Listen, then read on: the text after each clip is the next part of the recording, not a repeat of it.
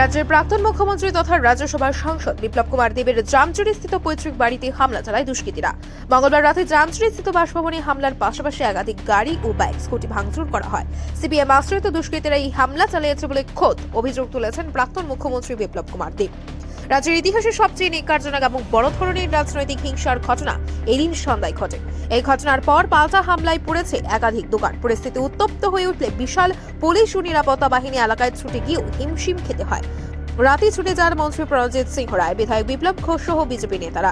খবর পেয়ে ছুটে যায় অতিরিক্ত police super Francis Dalong, SDPO Nirupam Dutta, Kakramo থানার ওসি সুবিমল বর্মন, রাধাকিশোরপুর থানার ওসি বাবুল দাস সহ বিশাল পুলিশ বাহিনী, জেএসআর, সিআরপিএফ ও বিএসএফ জওয়ান। উত্তেজনার বশে পুরানো হয় 4টি দোকান ও একটি বাইক। গোটা ঘটনায় ব্যাপক চাঞ্চল্য উদয়পুরের পরিস্থিতি থমথমে রয়েছে।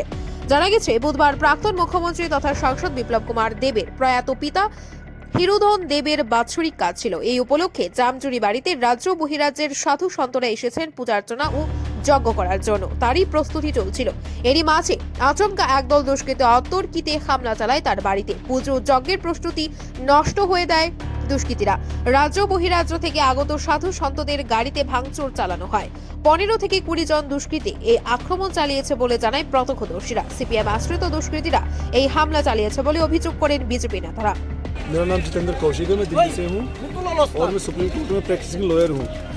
हम यहाँ माता सुंदरी के दर्शन करने आए हुए थे और हमारे गुरुदेव जी के सानिध्य में यहाँ पे कल पूजा पाठ होना था। श्री श्री ये पीठाधीश्वर जी हैं त्रिपुरा सुंदरी के हरिओम जी महाराज, तो उन्होंने हमें यहाँ यज्ञ के निरीक्षण के लिए भेजा था।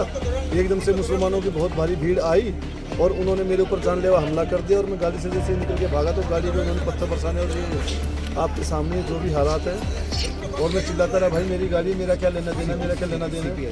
और वो कहते रहे कि आएगा तो सीपीएम आएगा, नहीं तो कोई नहीं रहेगा। तो ये सब होके यहाँ चलता रहा। कितने लोग था जो आपके ऊपर हमला किया? 30 से 40 आदमी थे। अच्छा जी। हमारे लोगों पे जान हमला किया गया। एटी टाइम कोई नहीं आया बाहर निकल करके और दंगाइयों को इनसे कड़ी से कड़ी सजा मांग की जा रही है।